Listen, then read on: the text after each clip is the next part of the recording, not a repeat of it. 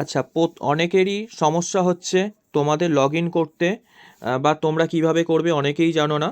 তাই আমি বিষয়টাকে তোমাদের দেখিয়ে দিচ্ছি। এটা শুধুমাত্র যারা লগ ইন করতে পারছে না, আমরা তাদের সুবিধার জন্য শুধুমাত্র বিষয়গুলো দেখাচ্ছি। তোমাদের কিন্তু পুরো এক্সামটা নিজেদেরই দিতে হবে এবং তোমরা এই বিষয়গুলোকে খুব ভালো করে বুঝে নাও। এই পার্টটাতে আমরা ক্লিক করছি, দেখো এখানে অ্যাকসেপ্ট বাটনটা সবুজ হয়ে গেল। তো সাথে সাথে আমরা এটা ক্লিক করছি, করার সাথে সাথে আমাদের এই পেজটা নিয়ে এসে উপস্থিত হচ্ছে। আচ্ছা, আমাদের এইখানটাতে কি করতে হবে, এখানে এনরোলমেন্ট নাম্বার আর এখানে তোমাদের ডেট অফ বার্থ দিতে হবে। ডেট অফ বার্থ দেওয়ার জন্য তোমরা এই ক্যালেন্ডারে ক্লিক করবে, এখানে তোমাদের মাস এবং ইয়ারটা দেখতে পাওয়া যাবে। প্রথমে তোমরা ইয়ার সিলেক্ট করবে, তারপর মাসটা সিলেক্ট করবে, তারপর ওখানে ক্যালেন্ডার থেকে তোমার যে বার্থ অফ ডে রয়েছে সেটা সিলেক্ট করবে। ঠিক আছে, আমরা এখানে সেই অনুযায়ী সব কিছু সিলেক্ট করে দিচ্ছি। আচ্ছা, আমাদের এখানে সব কিছু সিলেক্ট করে দেওয়া হলো। তোমরা এখানে সমস্ত কিছু দেখতে পাবে, তোমাদের enrolment number, birth off day, তোমাদের ক্যান্ডিডেট নেম দেখতে পাবে, হ্যাঁ, রেজিস্টার মোবাইল নাম্বার দেখতে পাবে, অল্টারনেটিভ নাম্বার দেখতে পাবে। এই সমস্ত কিছু এখানে তোমার পুরো ডিটেলসটা দেওয়া থাকবে। তোমরা এখান থেকে সমস্ত কিছু চেক করে নিয়ে সাইন ইন অপশানটা ক্লিক করবে। ঠিক আছে, এখানে সাইন ইন অপশানটা ক্লিক করার পর তোমাদের ঠিক এই রকম একটা ফেজ আসবে, যেখানে তোমাকে এই সিলেক্ট বাটনটা ক্লিক করতে হবে। সিলেক্ট বাটন ক্লিক করার সাথে সাথেই তোমাদের এখানে দুটো নাম্বার দেখাবে, অর্থাৎ রেজিস্টার মোবাইল নাম্বার আর অল্টারনেটিভ নাম্বার। তোমরা যে নাম্বারটা সিলেক্ট করবে, করার পর এখানে গেট ওটিপি বলে অপশানটাতে ক্লিক করবে। ঠিক আছে, এরপর এখানে দেখতেই পাচ্ছ রেজিস্টার মোবাইল নাম্বার আর অল্টারনেটিভ নাম্বার দুটোই একসাথে দেখাচ্ছে। আমরা এখানে রেজিস্টার মোবাইল নাম্বারটাই ক্লিক করলাম।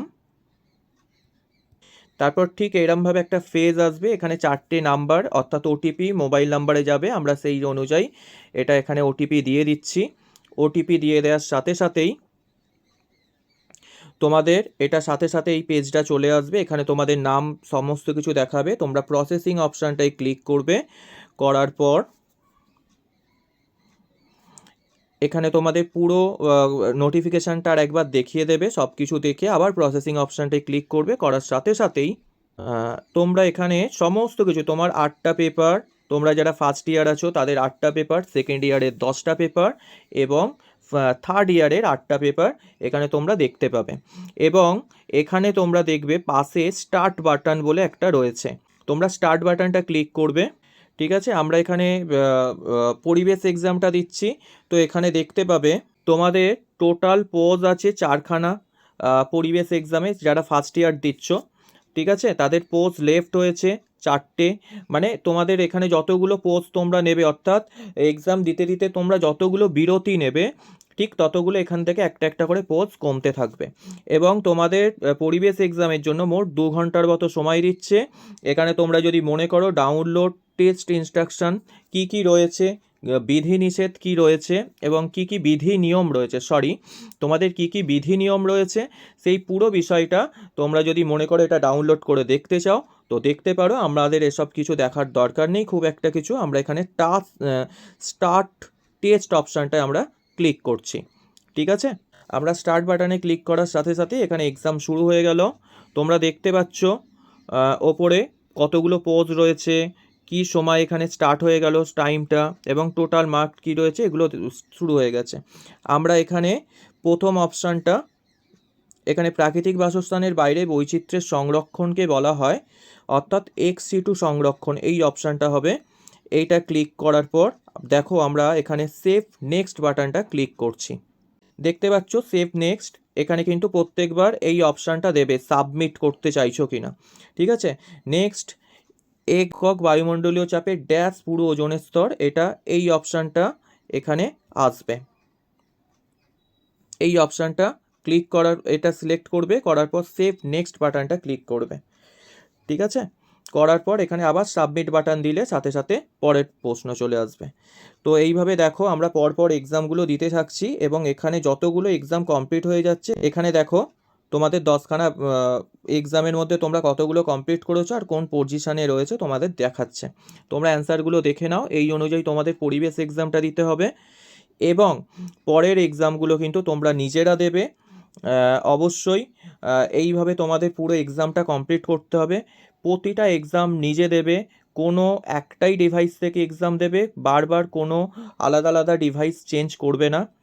কারণ কি অলরেডি দেখেছো তোমরা 14 তারিখ দুপুর 2টো থেকে এক্সাম দেওয়ার সাথে সাথে অনেকের এক আলাদা আলাদা ডিভাইসে এক্সাম দিতে গিয়ে নানা রকম সমস্যার সম্মুখীন হয়েছে।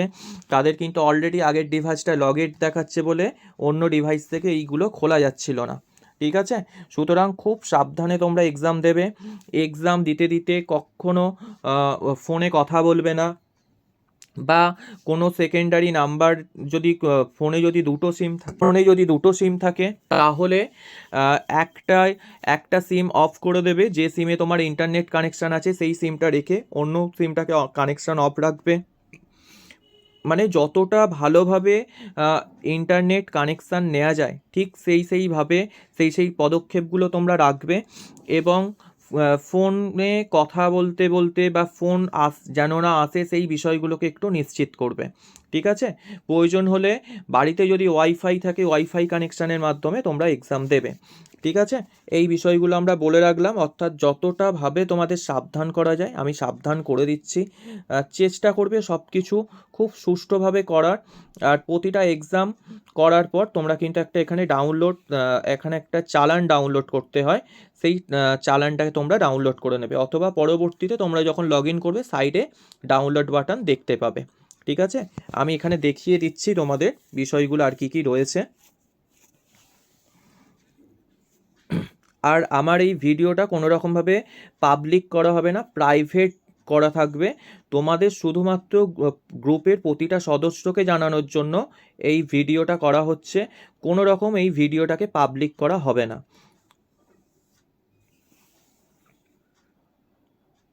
আমার এই ভিডিওগুলো কোনো রকম সোশ্যাল মিডিয়ার রিভিউ বাড়ানোর জন্য নয়, শুধুমাত্র তোমাদের বিষয়গুলো দেখানোর জন্য।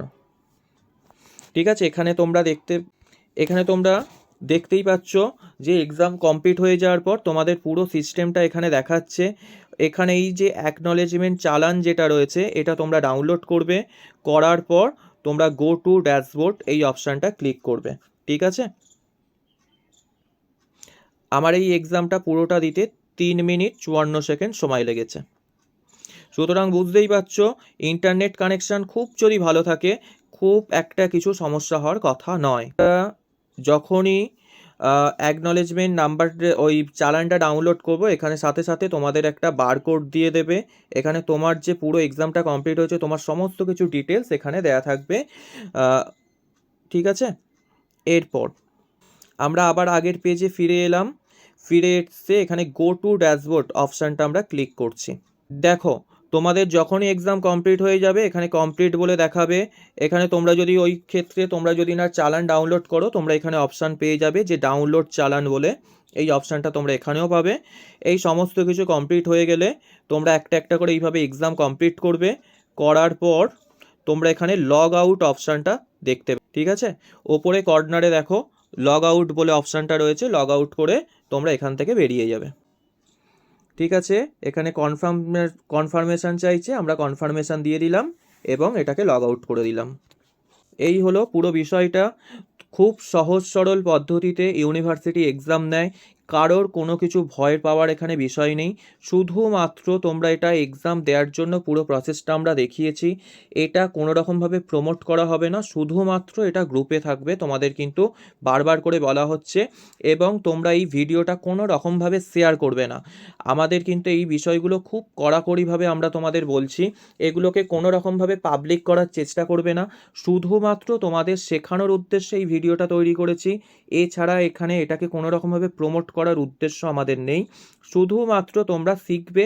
এই কারণে তোমরা অনেকেই এক্সাম দিতে ভয় পাচ্ছিলে, আমার কাছে প্রচুর কল আসছে কালকে দুপুর 2টো থেকে, তাই আমরা শুধুমাত্র এটা শেখানোর উদ্দেশ্য করেছি, এটা কোনো রকম প্রমোট করার জন্য নয়। ঠিক আছে, চলো।